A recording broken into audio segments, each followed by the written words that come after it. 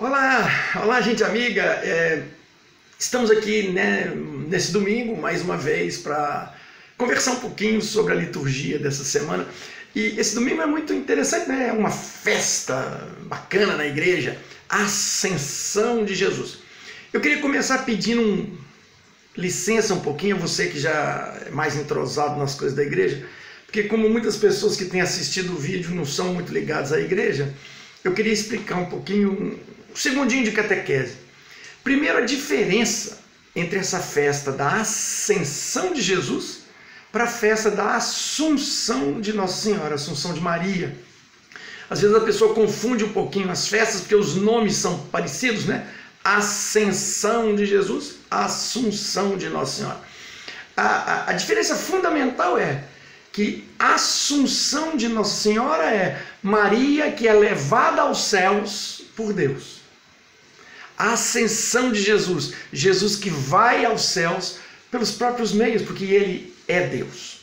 Essa é a diferença que eu queria mostrar. E a outra questão que é bem interessante, está aí na primeira leitura de hoje, né?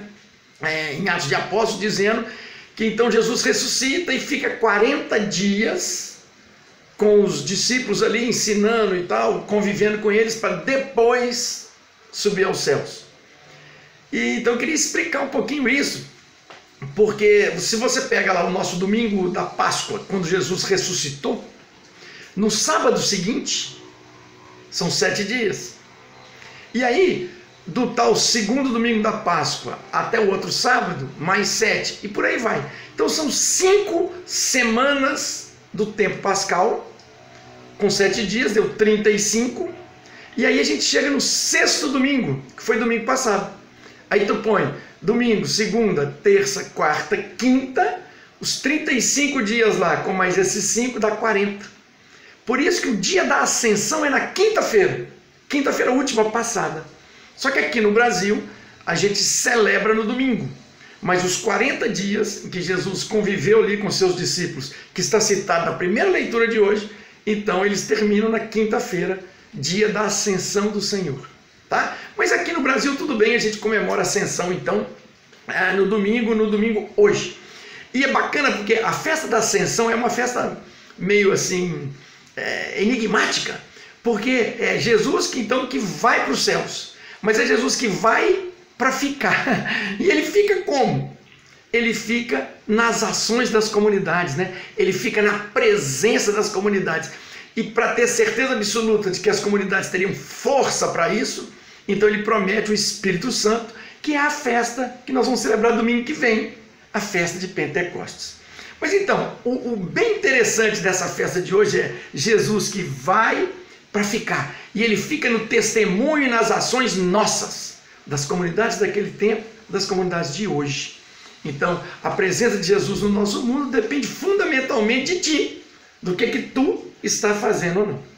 E se pegar o evangelho de hoje, então vamos pegar aí no evangelho de Mateus de hoje, o texto lá diz assim: os 11 discípulos caminharam para Galiléia, para a montanha onde Jesus lhes determinara.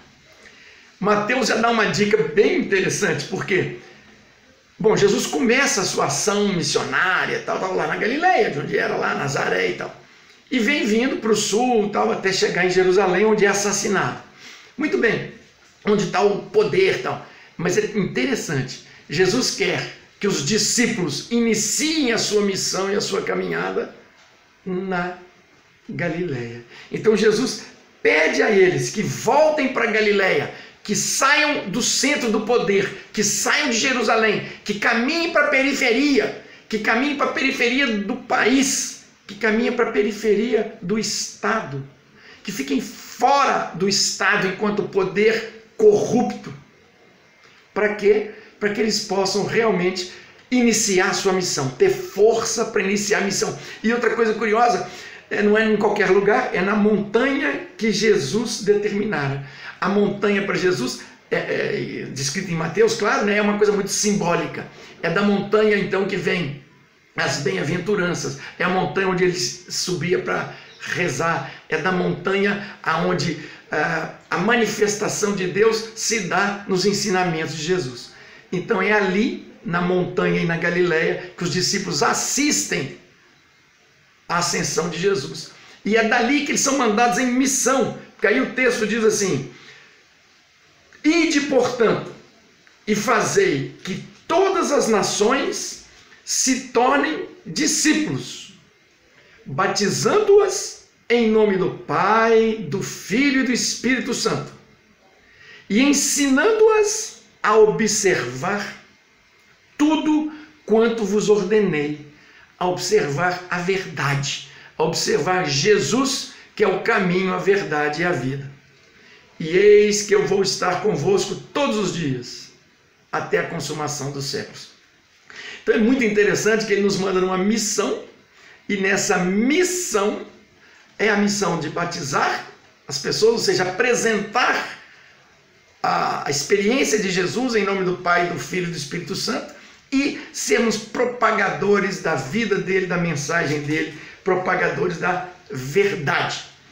E aí é muito interessante porque hoje, nesse domingo, também é comemorado o Dia Mundial da Comunicação Social.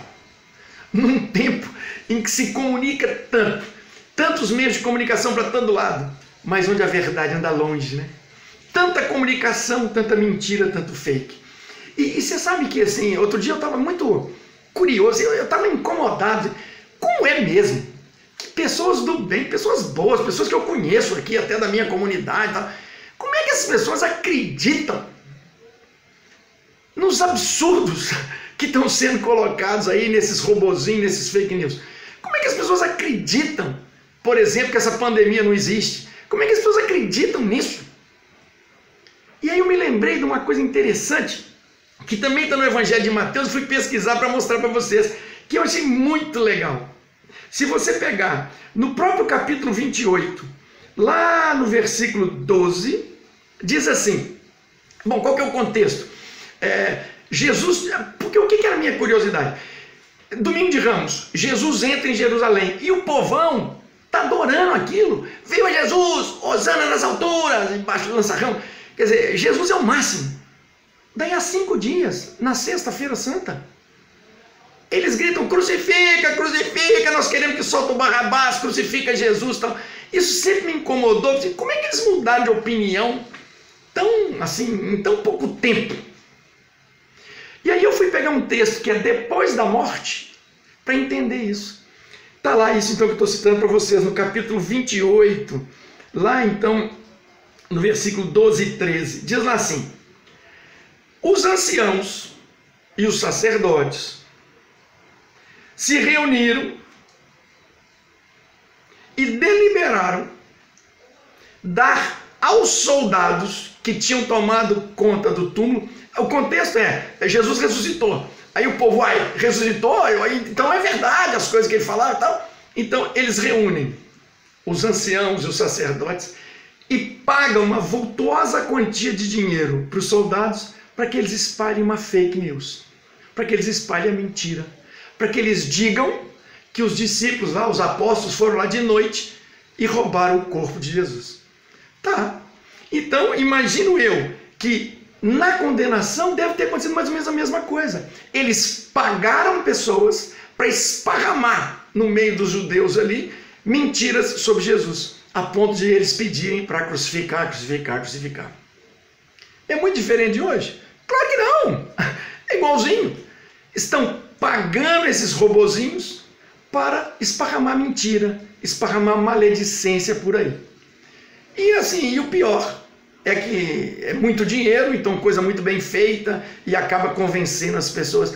E uma estratégia que eu queria já deixar para vocês pensarem um pouquinho. Normalmente, eles lançam 2 ou 3 verdades, que todo mundo sabe que é verdade, e mais 2 mentiras junto, num pacote só. Então, inconscientemente você pensa, bom, isso eu tenho certeza que é verdade, então o resto também deve ser. É uma forma, uma estratégia de nos enganar. E aqui deixo para vocês só uma pequena observação. Se você viu o assunto da semana, que é a divulgação da tal reunião, e não se escandalizou com a quantidade de palavrão, com a quantidade de acusações contra pessoas que não estavam presentes, com afirmações de que vamos armar as pessoas na rua para enfrentar aí a ameaça comunista. Onde é que esses caras estão vivendo? Mas se nada disso te escandalizou, pelo menos uma coisa deveria ter te escandalizado. Nenhuma palavra sobre as nossas mortes, sobre a epidemia, sobre a doença, sobre as vidas dos pobres, sobre as vidas que estão sendo colocadas em risco. Puxa vida. A gente esperava que aqueles que nos lideram, que nos governam, tivessem preocupados conosco. Mas já que não estão, façamos nós a nossa parte. Mandato de Jesus. Saiam por aí, neste caso virtualmente, porque não é para sair de casa, mas esparramem a verdade. Sejam missionários. Batizem as pessoas em nome do Pai, do Filho e do Espírito Santo. E sejam firmes na verdade e apresentem a vida e a proposta de Jesus. Um belo domingo para todos vocês, uma boa semana e até Pentecostes. Vamos aguardar a vinda do Espírito Santo. Amém.